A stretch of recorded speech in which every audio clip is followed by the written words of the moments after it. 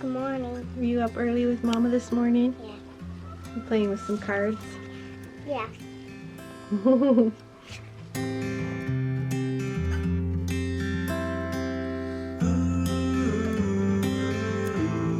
everyone, welcome back to the homestead and to another farm to table meal.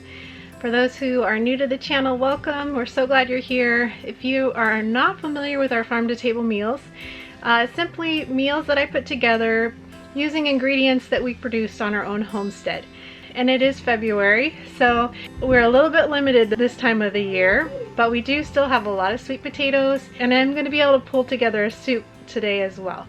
Before I get to the farm to table meal though, I wanted to share a few quick garden updates. First thing is the sweet potato starts in the windowsill are doing really good. We have little starts and some even pretty good sized starts on all of the potatoes except for one.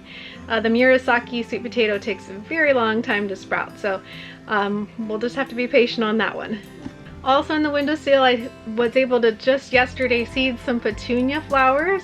I like to start them in the windowsill, gives them a head start. It's a little bit more controlled environment than out here in our greenhouse. So I started 4 different varieties this year, most as saved seed from last year. This is my first time attempting to grow petunias from my own saved seed. So that's going to be fun to see how those do. Here in the greenhouse, we've got some sprouts, which is really fun to see. I started a few seeds a week and a half or so ago, and they're coming up. So I've got some cabbages, some spinach, some lettuce, peas. We even have onions started. They usually take a little bit longer, but there's a few little onion starts coming up as well. Also in the greenhouse, I'm hoping to get radishes seeded in the ground. This greenhouse, for those who don't know, it was created to house our 1,500 gallon water tank that at the time we needed for watering our cows. So there's not a whole lot of growing space in here, but we do have a little seed starting area and a tiny patch of kind of raised bed growing space. So I'm hoping to get some radishes going in that space here soon. And then out in the kitchen garden, we still have a little bit of kale that survived the winter and some chard that's trying to make it. I think there's also a couple kohlrabi that made it. We just had little mini tunnels out there, and most everything died when we had our really cold spells, but there's a few things hanging on. The most exciting thing in the garden though is there's spring bulbs popping up all over, and it's so exciting. Almost every morning for the past week, the girls have come in excited about the newest bloom out in the garden. It's been really fun. I just love this time of year. Alright, so those are the garden updates. Now we'll move on to our meal. Our farm to table meal today is going to be for our lunchtime meal. And this morning I already made the sweet potato pies and got them in the oven. So we have a lot of sweet potatoes left. Sweet potatoes do really well for us here in Zone 6, Missouri. So it's the one thing that I can always count on in February and March when we're still waiting for the spring garden to take off. For sweet potato pies, it's really simple. Today I used our Azure Purple sweet potatoes. They're starts that I have been doing year after year from some purple sweet potatoes that I got from Azure Standard years ago. So I just cut up about 6 or so of those and I boiled them until tender. I of course strained the water out of the potatoes, and then I used a potato masher to smash them all up. Ended up being about 5 cups of sweet potatoes mashed, and so I added 4 duck eggs to that. Usually I add 1 chicken egg per cup of mashed sweet potatoes, but duck eggs are a bit larger, so I used 4. Really thankful we're still getting the Muscovy duck eggs, and then also Caleb's ducks are also beginning to lay again, so we've got a lot of duck eggs right now. And then I added about 2 tablespoons of butter, a couple generous pinches of sea salt, about a 1/4 cup of honey, 2 tablespoons of cinnamon, and about a 1/4 cup of ginger. If you really like ginger, you can definitely add more of that. We and our family love cinnamon, and so I usually put quite a bit of cinnamon. Today I put it into 2 pie dishes. So this recipe is going to serve about 10 to 12 people depending on the size of the pie slices. If you'd like a more detailed recipe, check out the description below for that. So those are in the oven baking. With my oven, I usually have to bake them for about an hour, and about halfway through I rotate them because one side of my oven cooks hotter than the other. So those are going, and I'll check on them in a little bit here. They should be ready for our lunch. And for the main part of our meal, I'm going to make a soup. I don't have any homemade bone broth right now. So I decided I'm going to actually use ground beef to help give this soup flavor. And now technically this is not our ground beef. This is a little backstory here. Some of you may remember Brownie, our bull calf, who grew into a good sized bull. Well, last fall we had planned on butchering him. He was about 18 months or so, and that was the plan, but we ran out of time, and honestly I'm really glad that we didn't end up butchering him because he turned out to be such a good bull, just like his dad in temperament. I mean, you could pet him, he was like a big puppy dog, no aggression at all, just a really sweet bull. So we ended up posting him on Craigslist, and I'm so glad. He went to a really good farm. Super sweet lady picked him up just about a week ago, and I'm so glad he got to go to a new home. So anyway, the money we got from the sale of Brownie we're putting toward buying quality bulk beef online. So the beef we're using today is from a place called Grassroots Farmers Cooperative online, and it was recommended by a really good friend of ours, and so far we're really happy with the company, with the service, and with the quality of the meat. So today we're putting 2 pounds of grass-fed ground beef. I'm going to brown that first. I don't have any onions. We ran out of onions a while ago, so I'm probably going to use garlic to help flavor that. And of course salt, pepper. And then I've got some black beans. We grow Cherokee Trail of Tears black beans. We have for years, and typically we harvest them in the fall. I store the unshelled beans in paper sacks, and whenever we have the time we'll shell them. And we also do buy bulk black beans just because they're pretty inexpensive and easy to store in bulk, but it's really nice to be able to shell and use your own black beans. So we're putting black beans in the soup today. And then besides that, we've also got some frozen tomatoes and green beans from last summer's garden. So I'm going to add those to the soup as well. And I think that's about it. So I'm going to head back in and turn those pies and get started on making the soup.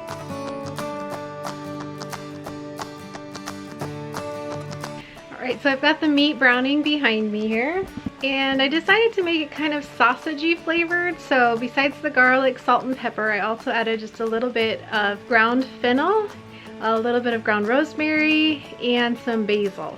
Check out the description below for the estimated measurements and recipe for the soup. Just added the black beans, which I actually cooked the other day, and last is the frozen tomatoes and green beans. Almost forgot, I also added 4 cups of water to the soup. Real quick, while the soup is finishing up, I'm going to save some alliums that are out here in the front garden. This is where we put the ducks to keep them safe until our duck house is built. They haven't really touched the daffodil starts, but I'm a little concerned about my alliums. So I'm gonna dig those out. They're called Purple Sensation, and I'm gonna transplant them somewhere else in the kitchen garden where they'll be safe. See, here they are. Looks like the tops are just a little bit chewed on, so I'm gonna pull those out. There's some more right here, and then I have some more on the other bed as well. There we go, just got one big clump out. I might be able to even divide those out before I plant them. That'll be fun. They're all over there napping right now, so I can get in here and do this without any of them escaping. Ones in this bed are really getting chewed up. I don't know if they're chewing on them or stomping on them or what, but I'm gonna save you and see what they've done to this hollyhock. Just munched it right up, but they leave the daffodils alone. They're looking great. There we go. Alright, so now I'm gonna try and figure out where to transplant these. I think I have an idea. Just past our double arch trellis here, I've got 2 perennial flower and herb beds, and I think I need something for right in the middle. Actually, I just noticed, I think I planted some bulbs already in here. I don't always keep the best track of where I've planted things. Last fall when I planted all the bulbs, I didn't make a map like I usually do, so I kind of forget where I put things. But I think I'm going to go ahead and put some of them in the center of these beds anyway, because it's going to look pretty with the chives and lavender and white echinacea and some of the other things that I've got going on here. So that side has nothing in the middle except for, looks like some bulbs maybe. Oh, yep, I see the bulbs coming up here. Alright, so our cat was going potty in this bed. That's why I put wood all over, but I'm going to go ahead and pull up the wood now and put some of the alliums in here. I do have this in the center right now. It's not looking great. I hope it makes it. It is a Color Guard Adam's Needle Yucca. It looks kind of sad right now, but it is still winter. So I think I'm going to clear this bed out here, and I'll plant a few of the alliums on both sides here of these beds. Look at that, a poor daffodil was trying to come up under that wood piece. I'm so glad I came over here to clear this out.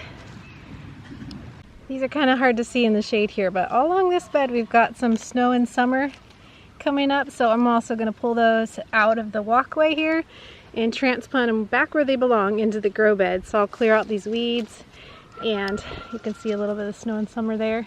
I'm going to fill this space back up with snow and summer.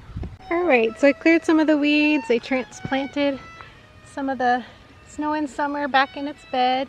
And then I ended up putting the alliums on either side of center of the bed.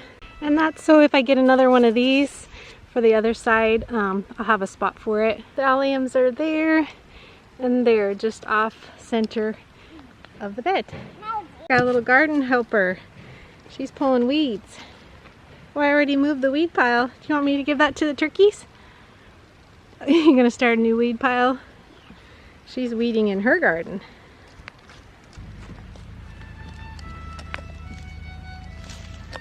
You pulling out the grass? Yeah, it's weeds. She doesn't want to talk to the camera right now. She's on a mission. You're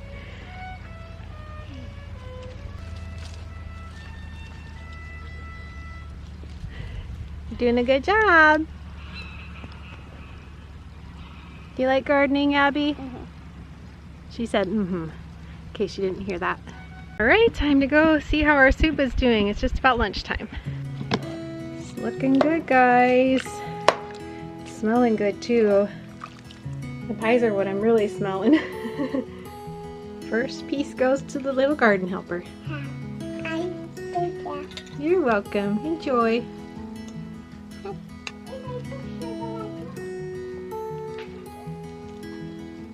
What do you think? Is it good?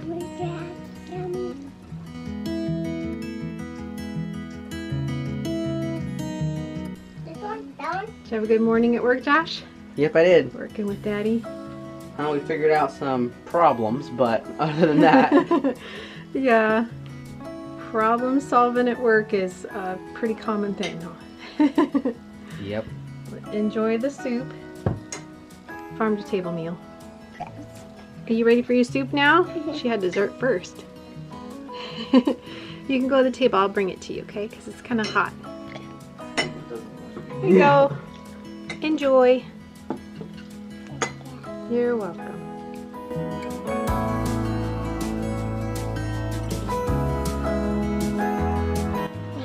You're welcome. Enjoy. Thanks so much for joining us again for another Farm to Table meal. Wanted to say a quick thank you before I go. Caleb was blessed with a pretty large gift last week, so thank you so much for the window. It was kind of a surprising gift. Caleb had put windows in his wish list over a year ago, I think, and just kind of didn't figure that he'd ever get one, but he's excited to have his first window for his home that he hopes to be able to build right here on our homestead soon.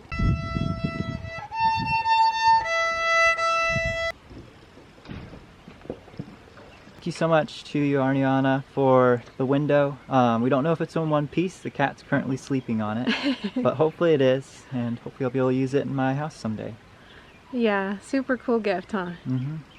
Rascal, you gonna get out of there so we can see if that window's in good shape? Hey, buddy. He's not moving. As always, thank you so much also to our patrons who make these videos possible. If you haven't hit the subscribe button below and you enjoy our videos, please do so. Until next time, we pray blessings over you and yours. And whatever you do it with your whole heart.